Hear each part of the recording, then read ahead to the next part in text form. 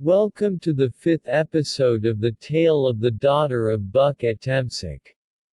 I have not offended you, I hope.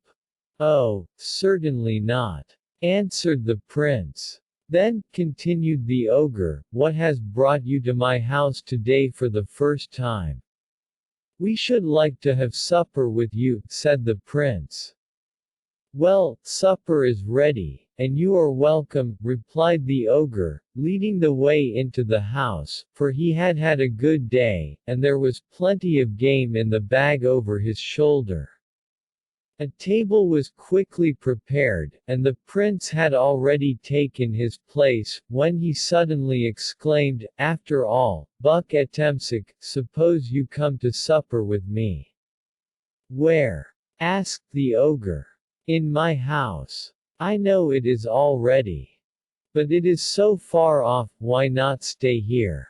"Oh, I will come another day, but this evening I must be your host." So the ogre accompanied the prince and his attendants back to the palace. After a while the prince turned to the ogre and said, "It is as a wooer that I appear before you. I seek a wife from an honorable family." "But I have no daughter," replied the ogre. "Oh, yes you have, I saw her at the window." "Well, you can marry her if you wish," said he. So the prince's heart was glad as he and his attendants rode back with the ogre to his house. And as they parted, the prince said to his guest, "You will not forget the bargain we have made." "I am not a young man, and never break my promises," said the ogre, and went in and shut the door. Upstairs he found the maiden, waiting till he returned to have her supper, for she did not like eating by herself. "I have had my supper," said the ogre, "for I have been spending the evening with the prince." "Where did you meet him?" asked the girl. "Oh, we are neighbors, and grew up together, and tonight I promised that you should be his wife." "I don't want to be any man's wife," answered she, but this was only pretense, for her heart too was glad.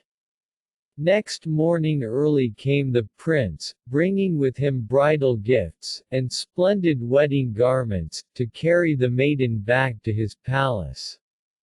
But before he let her go the ogre called her to him, and said, "Be careful, girl, never to speak to the prince, and when he speaks to you, you must be dumb, unless he swears, by the head of Buck Ettemsuch.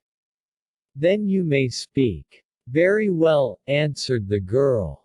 They set out, and when they reached the palace, the prince led his bride to the room he had prepared for her, and said, "Speak to me, my wife," but she was silent, and by he left her thinking that perhaps she was shy.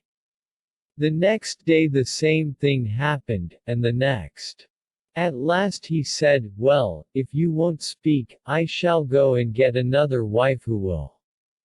Watch out for the next episode to find out whether the prince married another wife. See you in the next episode.